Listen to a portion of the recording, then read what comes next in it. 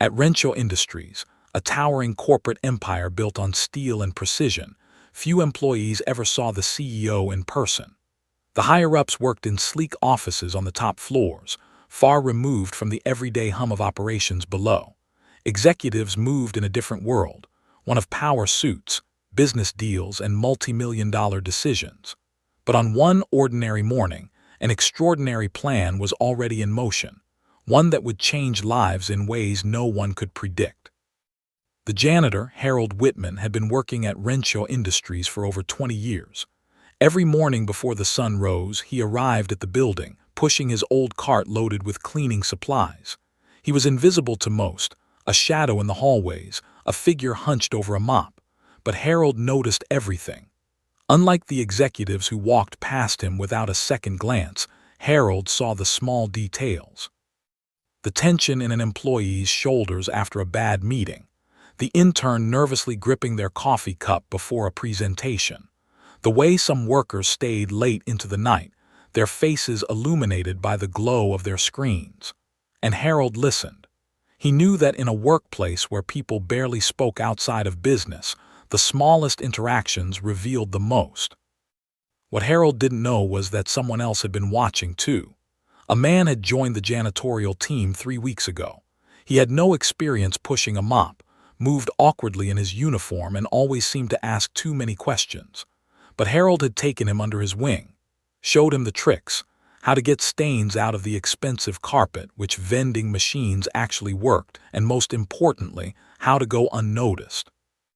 His name was Charlie, or at least that's what he introduced himself as. Charlie worked the night shift alongside Harold, asking about the company, the people, the way things worked.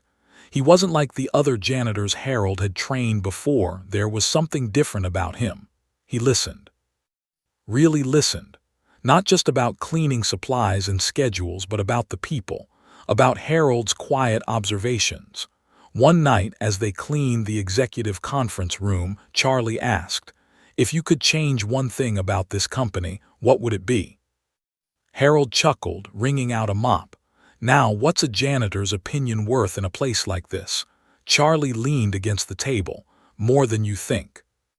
Harold sighed, glancing out the massive glass windows overlooking the city. "If I could change one thing, I'd make the folks up top see what it's really like down here. They walk past us every day, but they don't see us. The workers, the late nights, the people who keep this place running. They think success is built in boardrooms, but it's built here in the hallways, in the break rooms, in the small moments no one pays attention to." Charlie didn't respond right away.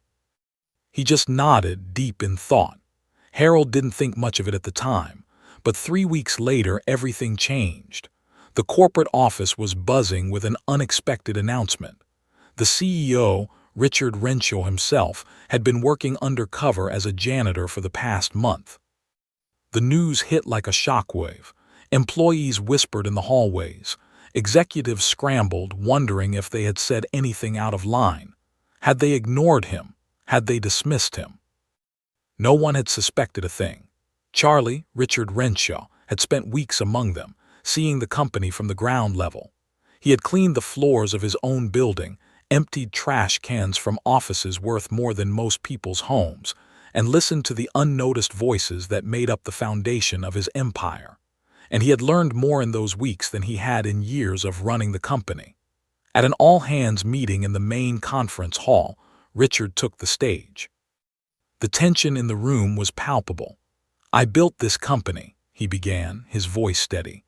"But somewhere along the way, I lost sight of what really mattered." He glanced at the employees before him, the ones who had worked tirelessly under fluorescent lights, who had given their best years to a corporation that often overlooked them. "I wanted to see Renshaw Industries from the ground up, to understand what happens beyond the boardrooms, and what I found was something I should have realized a long time ago." He turned his gaze toward Harold, standing in the back of the room in his janitor's uniform, the same uniform Richard himself had worn for weeks. "There's a man in this company who spent the last 20 years quietly making this place better, not just by keeping it clean, but by noticing the people, by seeing what others ignore. Harold stiffened as heads turned toward him. He wasn't used to this kind of attention. "Harold Whitman," Richard continued, "you taught me more about my own company than I ever learned from reports or meetings, and I believe people like you deserve more than just recognition." A murmur rippled through the crowd. Then Richard smiled. "You deserve something real." A screen behind him flickered to life, showing a small house, a warm, inviting home with a porch nestled in a quiet neighborhood. "This house," Richard said, "belongs to you now." Gasps echoed through the room. Harold's breath caught in his throat. "A home," he murmured. Richard nodded. "For you and your family. No strings attached." Harold had worked hard his whole life. He had spent decades ensuring his children had opportunities he never did. But owning a home, that had always been just out of reach. Now, in front of the entire company, he was being handed something he never imagined possible. Tears welled in his eyes, but he blinked them away, clearing his throat. He didn't know what to say. Then, after a long pause, Harold spoke the only words that came to mind. "Sir, I don't know what to say except thank you. But more than that, I hope you remember what you've seen. Not just me, but everyone here. The workers, the unseen people who make this company run. If you can promise me one thing, promise me you won't forget them." Silence hung in the room. Then Richard nodded, a newfound determination in his eyes. "I promise." The office was still buzzing long after the meeting ended. Employees whispered in hushed tones, replaying every detail. The CEO had been undercover. He had worked among them, listened to their conversations, and now he had gifted a janitor a house. Some people were thrilled, others were skeptical. "This is just PR," a junior analyst muttered as he sipped his coffee. "A stunt to make him look good." "I don't know," another employee replied. "Did you see the way he looked at Harold? That wasn't for show." Regardless of their opinions, one thing was clear: Richard Renshaw had shaken the foundation of his own company. And for Harold, life had changed overnight. He stood in front of the small, pristine house, his hands trembling as he held the keys. It felt unreal, like stepping into a dream he might wake up from at any moment. It wasn't a mansion. It wasn't some extravagant gift designed to make headlines. It was home, a place where his grandchildren could visit without squeezing into his cramped apartment, a place where he could sit on the porch and watch the world go by, a place that was his. Harold stepped inside, running his fingers over the smooth walls, taking in the scent of fresh paint and new beginnings. His daughter Maria stood beside him, tears brimming in her eyes. "Dad, I never thought I'd see this day." He swallowed the lump in his throat. "Me neither, sweetheart." She wrapped her arms around him, holding him tight. For years, Harold had worked himself to the bone to provide for his family.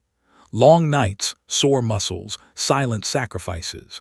And now, for the first time, he felt like those sacrifices had led to something more than just survival. But as much as Harold wanted to bask in this moment, something lingered in the back of his mind. Richard Renshaw had kept his promise to him, but what about the others?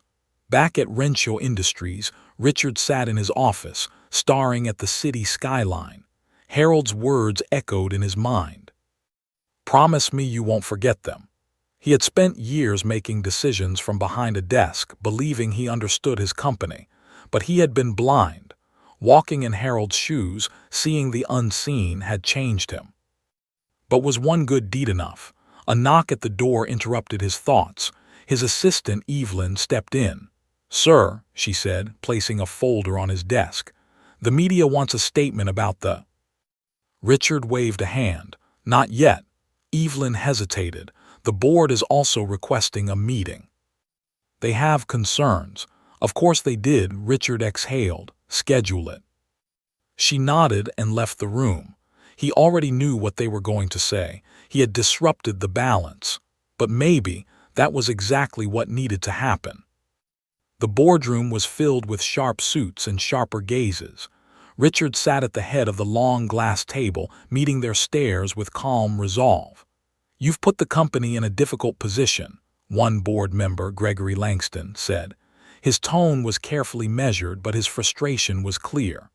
This act of generosity, while commendable, has raised expectations. We can't afford to set a precedent where employees believe personal rewards are given based on hardship, another board member added. This is a business, not a charity. Richard leaned back in his chair. So you're telling me that rewarding an employee who has given 20 years to this company is bad for business? Gregory adjusted his tie. We're saying that this could open the floodgates. What happens when other employees start demanding similar rewards? We can't just give away houses. Richard tapped his fingers on the table. I'm not interested in handouts. I'm interested in fixing what's broken. A murmur swept through the room. He continued. In the past month, I saw more dedication from employees on the ground than I ever did from a quarterly report. We have people who work overtime without recognition, employees who can barely afford rent while executives get bonuses the size of their yearly salaries. If we don't start valuing our people, we will lose them. Silence. Then Gregory sighed, pinching the bridge of his nose. And what exactly do you propose? Richard slid a document across the table. A plan. One that didn't involve giving out houses, but something far more impactful, restructuring wages, better benefits, opportunities for internal growth, an investment in people. Some of the board members exchanged glances, others remained skeptical. Gregory picked up the document, skimming through the details. This will cost us. Richard nodded. And if we do nothing, it'll cost us more. A heavy pause, then slowly Gregory set the paper down. I'll review it, he said, but don't expect everyone to be on board. Richard smirked. I never do. That evening, Harold returned to his old apartment one last time. It was small, cluttered with years of memories. The walls had water stains, the floors creaked, and the heater barely worked. But this place had been home. He sat down on his worn-out couch, staring at the faded pictures on the wall, his late wife, his kids when they were younger, a lifetime of hard work. A knock at the door pulled him from his thoughts. When he opened it, he was surprised to see Richard standing there, no longer in a suit but in a simple button-down and jeans. Mind if I come in? Richard asked. Harold stepped aside. Didn't expect to see you here. Richard chuckled. I wanted to check in, see how you're settling in. Harold crossed his arms. House is great. More than I ever expected. Richard nodded. Then, after a moment, he said, I want you to know I'm not stopping with just you. Harold raised an eyebrow. I had a meeting with the board today, Richard continued. They don't like change, but they'll adjust. Harold smirked. You really think you can fix this company overnight? No, Richard admitted. But I can start. Harold studied him for a moment before nodding. Good. Richard extended a hand. Harold shook it, and for the first time, it wasn't a handshake between a CEO and a janitor. It was a handshake between two men who had seen the world from both sides, and together they were about to change it. The shift in the company wasn't immediate, but it was undeniable. Rumors spread fast. Employees whispered about the CEO's sudden interest in ground-level operations, about meetings behind closed doors, about proposals that no one had seen before. Some were hopeful, others were skeptical, but one thing was certain, things were changing. And change always came with resistance. Harold walked into the building, still getting used to the way people looked at him now. For years, he had been invisible, a background figure in the corporate machine. Now people nodded at him in the hallways. Some even stopped to talk. It was strange. He didn't want to be the center of attention. He just wanted to work. But something had shifted.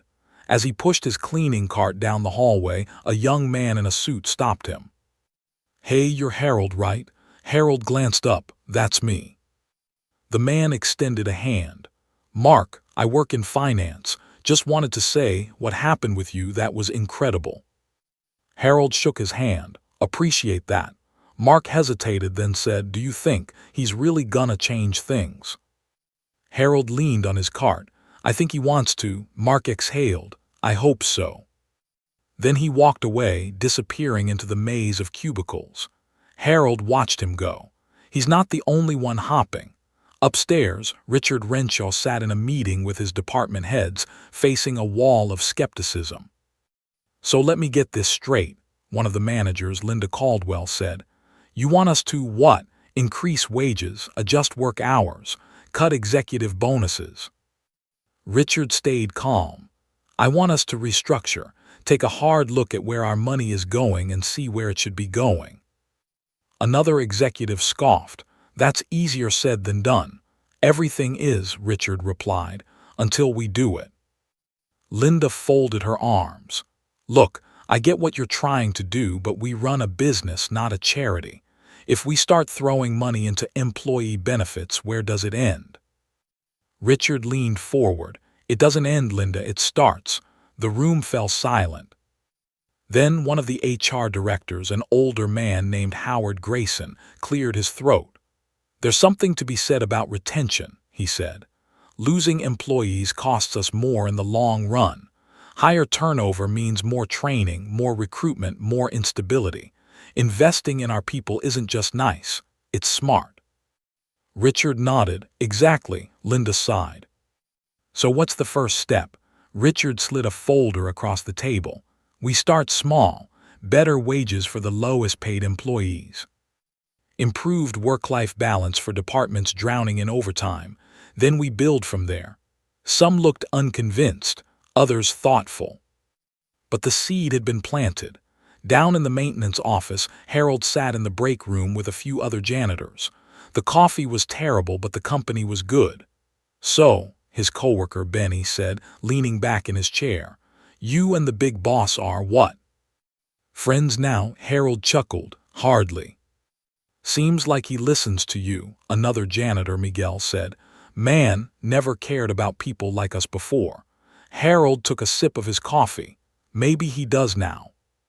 Benny snorted. Yeah, we'll see. Miguel leaned forward. You really think he's gonna change things? Harold set his cup down. I think he wants to, but wanting ain't enough.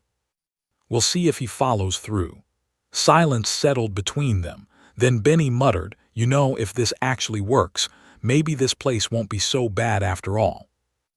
Harold didn't say anything, but deep down he hoped the same. A week later, the first changes rolled out.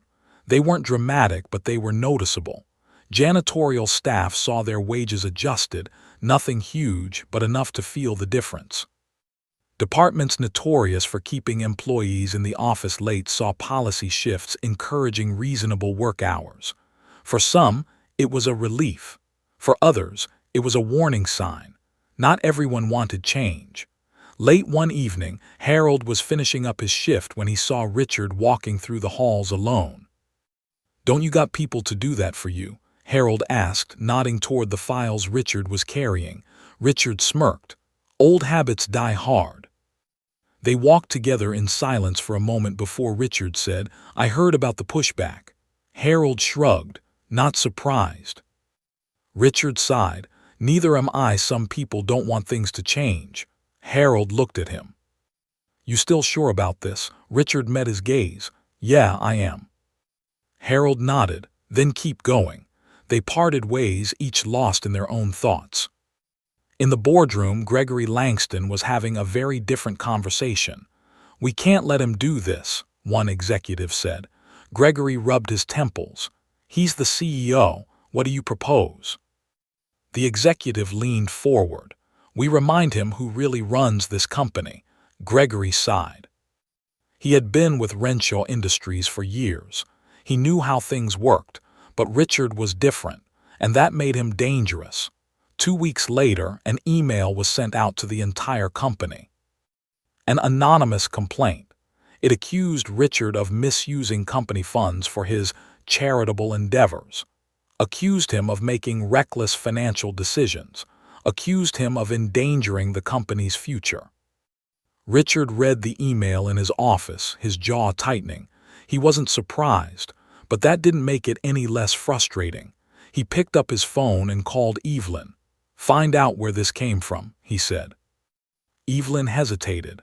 Sir, this isn't just an internal complaint. The board has scheduled a meeting. They want to discuss your leadership. Richard closed his eyes for a moment, then he exhaled.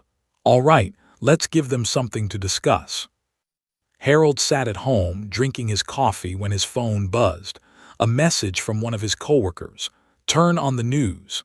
He grabbed the remote, flipping through channels until he found it. A news anchor was speaking, and behind her, a picture of Richard Renshaw filled the screen.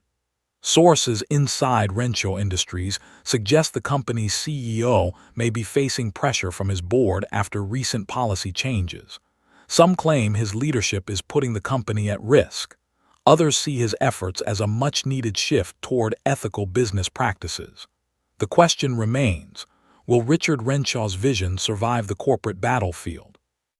Harold leaned back in his chair, rubbing his chin. He had seen this before, a man trying to do good, and people trying to stop him.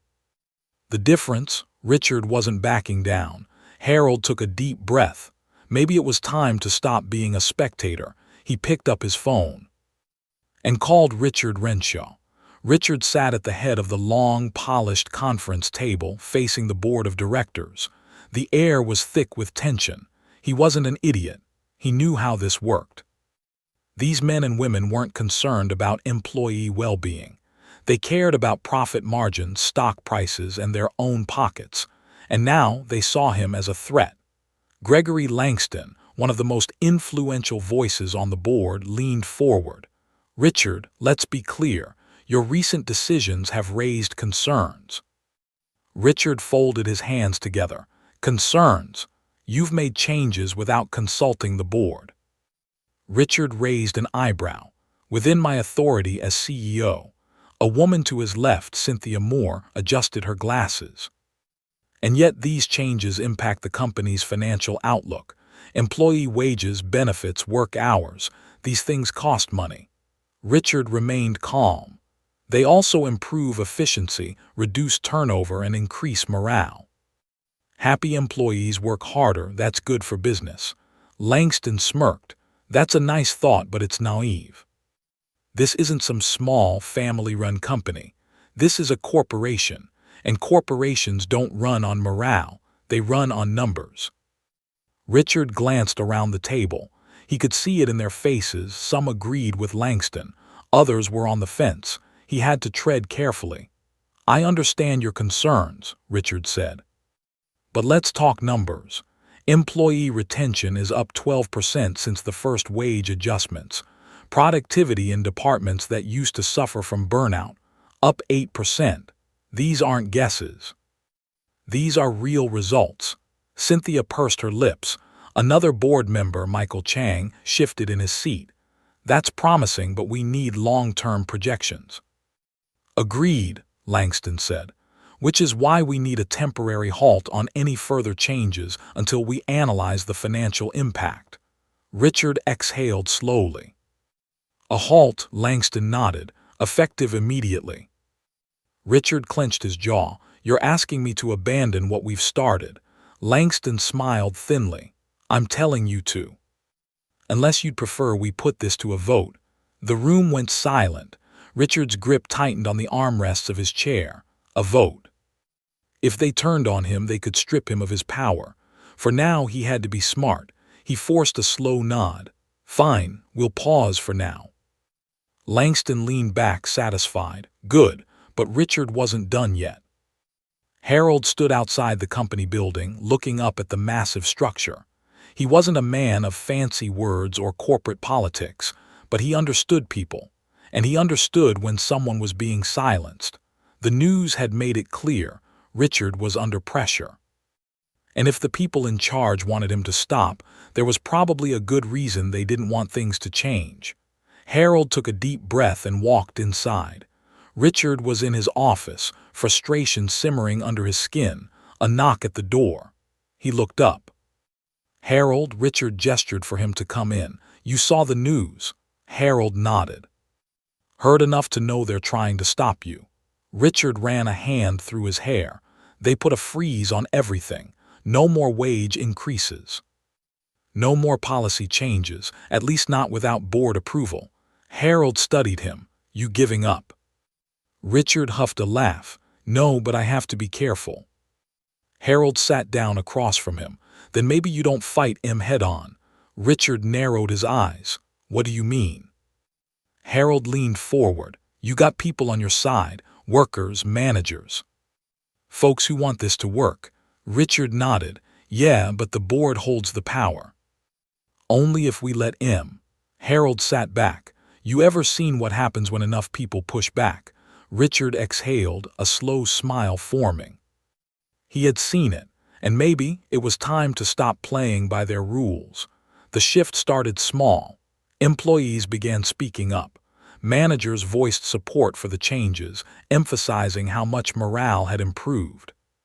Reports circulated showing increased productivity. And Harold, he did what he did best. He talked to people. Janitors, clerks, IT staff, accountants, anyone who would listen. He told them what was happening behind closed doors. He told them the board was trying to stop it. Word spread fast, and soon it wasn't just whispers. It was a movement. Langston frowned as he read the latest reports. Employees were pushing back. There was a petition circulating, signed by hundreds of workers demanding the board reinstate the changes. He slammed the folder shut. This was getting out of hand. We need to act, Cynthia said, standing in his office. If Richard keeps gaining support, we could lose control. Langston scowled. Then we remind everyone who is in control. He picked up his phone and made a call. The next day, Harold walked into work to find security standing outside the janitor's office. Something was wrong. Then he saw Miguel. His friend was fuming, his hands balled into fists. They fired you, man. Harold's stomach dropped. What? Benny rushed up beside them. Said you were inciting workplace disruption. Just like that. No warning. Harold felt a cold rage settle in his chest. He looked past them toward the upper floors. This wasn't an accident. This was a message, and he got it loud and clear. Richard stormed into Langston's office, slamming the door behind him. You fired Harold. Langston didn't even look up. Company policy. Employees who create disruptions can be terminated. Richard clenched his fists. You did this to send a message. Langston leaned back in his chair. And you need to get back in line. Richard stared at him, and in that moment something shifted. For months he had tried to work within the system, but the system was built to keep people like Harold out, and people like Langston on top. Richard inhaled slowly, and then he turned, walked out the door, and made a call. The next morning the news broke. A company-wide protest. Workers from every department were walking out. The janitors, the clerks, the IT techs. The managers, even some executives. Langston stared at the footage on his screen, his face pale. Employees filled the streets outside the building, holding signs, chanting, and at the front of it all. Harold, Richard watched from his office window, heart pounding. It was happening. He turned to Evelyn. Call an emergency board meeting. Evelyn nodded. Richard exhaled. Now, he thought, let's see if they still think they're in control. The boardroom was in chaos. Gregory Langston sat at the center of it, eyes locked on the massive screen displaying live footage of the protest. Thousands of employees, all gathered outside, chanting. Holding signs, demanding change, demanding his resignation. This is a disaster, Cynthia Moore muttered, scrolling through social media feeds flooded with support for the workers. The media's picking it up. Public sentiment is shifting against us. Langston's jaw tightened. They don't run this company, we do. Michael Chang wasn't so sure. Greg, be realistic. We have shareholders calling, questioning our leadership. This is getting bigger than we expected. Langston scoffed. They'll cave, give it time. Cynthia shook her head. You're underestimating Richard. Langston bristled. Richard is. The door swung open. Richard walked in. He moved with purpose, his expression unreadable. The board members turned, eyes darting between him and Langston. Langston smirked. Here to apologize, Richard. Richard didn't blink. I'm here to negotiate. Langston leaned back. Negotiate, he gestured at the screen. Your little tantrum outside, it won't last. Protests fizzle out, people get scared, they need their paychecks. Richard nodded. You're right, Langston's smirk grew. But, Richard continued, you're forgetting something. Langston frowned. Richard took a step closer. We aren't just talking about employees, Greg. We're talking about people, the ones who keep this company running. Langston rolled his eyes. Spare me the speech. Richard smiled. Fine. Let's talk business. He tossed a folder onto the table. Cynthia picked it up first, flipped through the pages. Her face paled. Michael leaned in. His expression turned grim. Langston snatched the folder. Inside, detailed reports of employee dissatisfaction, productivity loss projections, leaked internal memos, and the worst part, a resignation list. High-level managers, department heads, team leaders, key figures ready to walk out permanently. Langston's face darkened. Where did you get this? Richard crossed his arms. Doesn't matter. What does matter is that these people aren't bluffing. If they leave, you'll be left with a shell of a company. The board won't survive the collapse. Silence, then Langston laughed, a dry, humorless sound. You think you're in control? He stood, stepping toward Richard. You're making a mistake. Richard didn't flinch. No, Greg, you did. Langston's smile faltered. Richard continued. You fired Harold to scare people, but all you did was prove their worst fears, that you don't care about them, that you never did. Langston's hand curled into a fist. Richard stayed firm. You want this to end? Richard asked. Reinstate the changes, increase wages. Improve conditions, and most importantly, he leaned in, give Harold his job back. Langston exhaled sharply. Absolutely not. Michael shifted uncomfortably. Greg, maybe we should. Langston slammed his hand on the table. No, we don't negotiate with employees. That's not how this works. Richard studied him for a moment. Then he turned, walked toward the door. Where are you going? Langston demanded. Richard didn't look back. I gave you a chance, he said. Now you'll see what happens when you ignore the people who built this company. And with that, he left. Outside, the crowd was growing. Harold stood near the front, watching Richard emerge from the building. The moment Richard stepped onto the platform, the chanting stopped. A hush fell over the crowd. Everyone was waiting. Richard took the microphone. He didn't need to yell. His voice was clear, firm. They refused. A murmur spread. But Richard continued, we aren't stopping. The murmur grew into a roar. Harold stepped forward, eyes locked on Richard. What now? Richard turned to him. Then a security guard rushed up, whispering something urgently. Richard's face darkened. He turned back to the crowd. There's been a development. People leaned in. Richard exhaled. We have reason to believe the board is planning mass layoffs. A shockwave went through the crowd. Harold's fists clenched. They're gonna fire people for standing up. Richard nodded. It's not confirmed, but we can't risk it. A woman in the crowd shouted, so what do we do? Richard didn't hesitate. We strike. The air shifted. This was bigger than a protest now. This was war. Inside the boardroom, Langston stood by the window, watching the streets below. Cynthia's phone buzzed. She checked it. Richard's calling for a strike. Langston's jaw tightened. Michael exhaled. Greg, we can't afford this. If they walk, operations shut down. Langston turned. We hold the power here, not them. Cynthia shook her head. If that were true, they wouldn't be out there right now. Langston's phone rang. He picked up. A sharp voice came through the speaker. Greg, explain what the hell is happening. It was one of the major shareholders.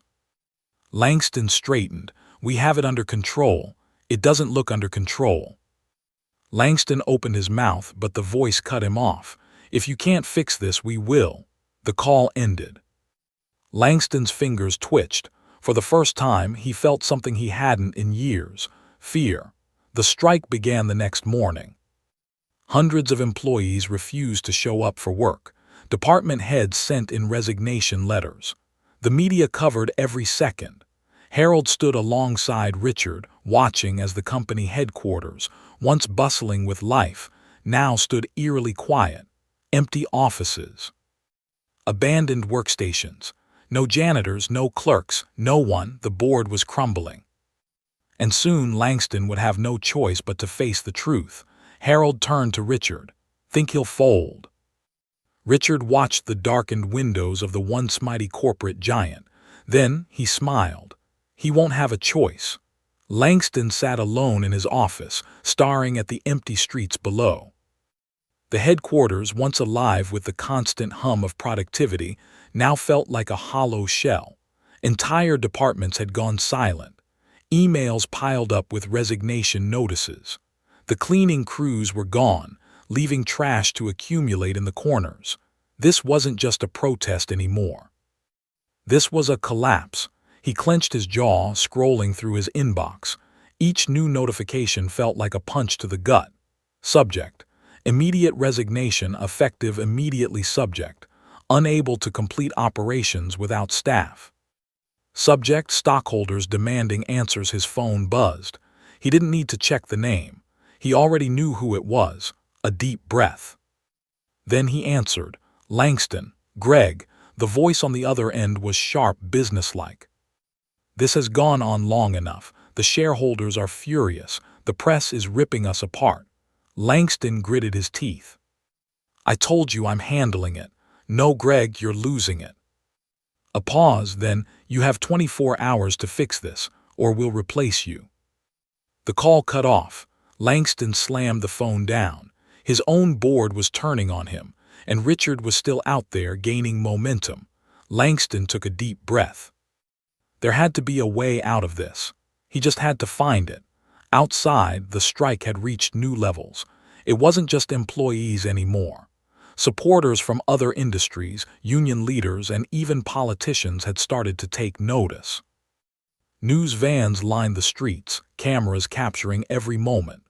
Richard stood in the center, scanning the growing crowd. Beside him, Harold sipped his coffee, shaking his head. Never thought I'd see the day corporate actually panicked. Richard smirked. They underestimated us. Harold nodded. Langston's pride is the only thing keeping him from giving in. But if we push just a little harder, he breaks, Richard finished. Harold took another sip. So what's the next move? Richard's eyes flicked toward the media vans. Pressure. He stepped forward, motioning for the cameras to focus. A reporter rushed over, microphone ready. Richard, what's the status of the strike? Any response from Langston? Richard kept his expression calm. No direct response yet. But we know they're watching, and we know they're scared. The reporter leaned in. What are your demands? Richard looked straight into the camera. We want fair wages. We want safe working conditions. We want respect. And above all, he let his voice harden, we want justice for the people they've stepped on for years. The crowd erupted. The reporter nodded. And what if Langston refuses? Richard smiled. Then Langston won't be in charge much longer. Langston watched the broadcast from his office, his grip tightening around the armrest of his chair. Richard had just thrown gasoline on the fire. The media was eating it up. The shareholders would see this as another sign of failure. He was running out of time. Langston stood abruptly, moving toward the window. His reflection stared back at him, his face lined with stress. He had two choices: give in, accept the demands. Look weak, fight back, risk everything. Langston turned from the window, grabbing his phone. He chose war. That night, news broke. A leaked internal memo from Langston himself. Effective immediately, any employee participating in the strike will be permanently terminated. Security is authorized to remove all unauthorized individuals from company property. The reaction was immediate. Headlines exploded. Social media was flooded with outrage. The strike, once peaceful, became something else. Fury spread, and Richard saw an opportunity. He grabbed a megaphone, stepped onto the protest platform, and faced the crowd. "They think they can scare us into submission," he said. "They think we'll back down, that will let them take everything from us." Boos echoed through the streets.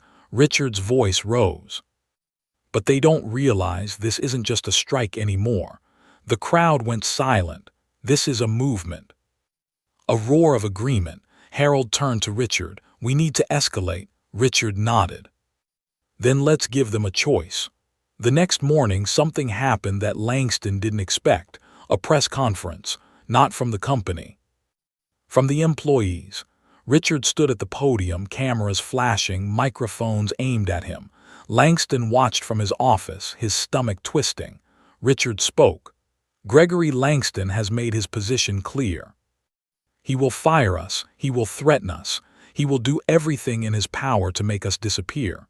He paused, letting those words settle. "But what Langston doesn't understand is that we are the company." Reporters whispered among themselves. Richard continued. "This corporation does not exist without its employees. The board does not make the products. They do not clean the floors. They do not manage the customers. We do." A thunderous applause followed. Richard's eyes narrowed at the cameras. "So, we're making a proposal." Langston's breath caught. Richard leaned into the microphone. "The board has a choice. Either they reinstate every employee, agree to our demands, or they watch this company collapse under its own greed." The reporters exploded with questions. Langston sat in silence. He knew what this meant. He had one chance left, and it was slipping away. The next few hours were a blur. Stock prices plummeted. The company's reputation was in free fall. Shareholders demanded action. Board members whispered about a possible vote. And Langston. He sat in his chair, watching the chaos unfold. This wasn't just business anymore. This was personal. Richard had turned everyone against him, his employees, the public, even his own board. Langston gritted his teeth. He had one move left, a desperate final play. He picked up his phone, dialed a number, a private investigator. "I need dirt on Richard, anything." Now, if he couldn't win the war fairly, he'd burn Richard to the ground. Langston stared at his computer screen, fingers clenched into fists. The private investigator's report had just come in. He opened the file, scanning the pages for something, anything that could destroy Richard. Financial records, old employment history, emails, personal life. And then there it was, a small note buried deep in the report. Richard used to work for Langston's company before. Langston's pulse quickened as he kept reading. 15 years ago, Richard was an intern in the corporate offices. He filed a workplace misconduct complaint against a senior executive. The complaint was buried. Richard was quietly dismissed. Langston frowned. He didn't remember this, but he knew how the system worked back then. The executives protected their own. He scrolled further. Then he froze. The executive in question, his own father. Langston exhaled slowly. He had spent years trying to separate himself from his father's legacy, the cold, ruthless businessman who had shaped the company into what it was. But Richard's entire mission, this fight, had been born from the corruption Langston's father had allowed to fester. Langston had been so busy trying to win, he never stopped to ask if he was fighting the right war. The weight of it settled in his chest. The company had become a monster, and maybe, just maybe, it deserved to fall. Outside, the movement had reached its peak. Protesters surrounded the building. Entire city blocks were filled with employees, supporters, and news cameras. Richard stood at the front, watching as the crowd chanted. The company's stock had dropped to an all-time low. Clients were pulling contracts. Suppliers were cutting ties. Langston had hours before the board forced him out. Harold nudged Richard. "They're scared." Richard nodded. "Good." Then a commotion at the front doors. Richard turned. Langston was walking out. No security, no bodyguards, just him. The crowd quieted. The cameras zoomed in. Langston stepped onto the protest platform, face to face with Richard. A long silence stretched between them. Then Langston spoke. "You win." Murmurs rippled through the crowd. Richard narrowed his eyes. "What?" Langston exhaled, then spoke louder, addressing everyone. "You win," he repeated. "I spent weeks fighting this. Not because I thought I was right, but because I thought losing meant losing everything." He shook his head. "But I've already lost." The employees exchanged glances. "I looked into your history, Richard. 15 years ago you worked for this company. You tried to change things. You were ignored. You were erased." Richard's expression hardened. Langston sighed. "I realized something. This company has been rotting from the inside for decades. My father built it on exploitation, and I convinced myself I could fix it without tearing it down." He turned to the employees. "But I was wrong." He pulled a folder from his coat. "The board is meeting in an hour to vote me out, but before that happens, I'm doing something they can't undo." He held up the papers. "This is an official transfer of ownership. I am signing over my shares, majority control, to the employees." The entire crowd went silent. Harold's coffee nearly slipped from his hand. Richard took a step forward. "You're serious?" Langston nodded. "I spent my whole life trying to prove I was different from my father, but actions speak louder than words. So I'm done pretending this is my company." He looked at Richard. "It's yours now." Richard's jaw tightened. The weight of it all settled in. Langston wasn't just giving up. He was giving back. Richard swallowed hard. The cameras caught everything. Langston turned to the crowd. "It's time for this company to be what it should have been all along. Not a corporation, not a machine that chews people up and spits them out." He gestured at them. "A company owned by the people who built it." A stunned silence, then cheering loud. Deafening. Employees hugged, supporters chanted. Even Harold was grinning. Richard stood there taking it all in. Then slowly he extended a hand. Langston looked at it and shook it. It was over. 1 year later. The office was different. New management, new policies, new ownership. The company was now run as a co-op with employees as shareholders. Decisions were made collectively. Salaries were fair. Conditions were humane. And Richard sat in what used to be Langston's office. He had never imagined this would be the outcome, but it was the right one. Harold knocked on the door. "Stock rising again." Richard chuckled. "Imagine that, treating people well actually works." Harold smirked. "Crazy concept." Richard leaned back. For the first time in years, he felt at peace. Not just because they won, but because they changed something, for real, for good. And Langston. He had disappeared. No statements, no interviews, just gone. But Richard had a feeling he was out there somewhere. Finally free, and maybe that was enough.